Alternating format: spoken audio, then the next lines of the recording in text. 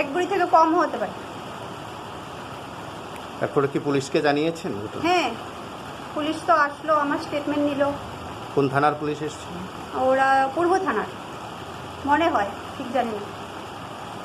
যেমনি থেকে বড় রুট থেকে গলিটা দিয়ে ঢুকলাম, তারপর দুটো ছেলে সামনে এসে আমায় লক্ষ্য করলো। সামনে দিয়ে তখনই গলায় চেনটা দেখলো, তারপর এই পেছন, তারপর আবার আসলো পেছন ফিরে ওরা একটু পরপর আমার পেছন আসে আবার দাঁড়ায়, ফোনে কথা বলে। তো প্রথমে আরেকটা মেয়ে ছিল আমার সাথে, ওই মেয়েটা যখন ছিল তারা তখন সুযোগ পায়নি। তো মেয়েটা আরেকটা গলির ভিতরে ঢুকে গেছে, তখন আমি ওই রাস্তাটা একা ছিলাম, ওইখানে সবাই তখন বাড়ির ভিতরে ছিল। তো তারপর আমার গলার মধ্যে দুইবার টান দিতে বলে তার হাতটা একদম ছিঁড়ে গেল।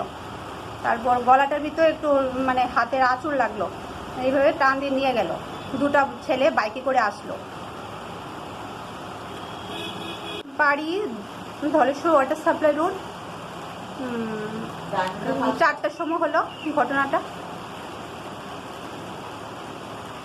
আপনার নাম? আমি ভূপা দে। এটা কোন জায়গার ঘটনাটা ঘটেছে? এটা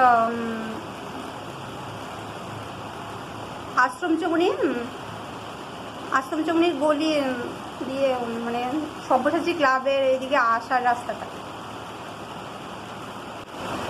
দাদা আমি ভূপা দে, ধলেশ্বর ওয়াটার সাপ্লাই রোডে থাকি।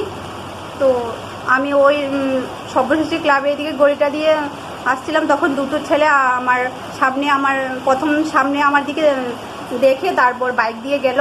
তারপর একটু পরে আবার তারাও মানে ফোনে কথা বলে বাইক দিয়ে দাঁড়িয়ে তারপর একটু পর আসে লক্ষ্য করে। তখন আমার সাথে একটা মেয়ে ছিল, তো তারা তখন সুযোগ করতে পারেনি।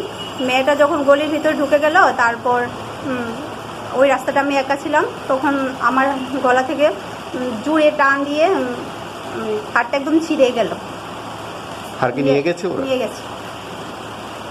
পুলিশে তুমি জানিয়েছো? হ্যাঁ, পুলিশকে জানিয়েছি। পুলিশ এসেছিল? হ্যাঁ। এসে কি বললো?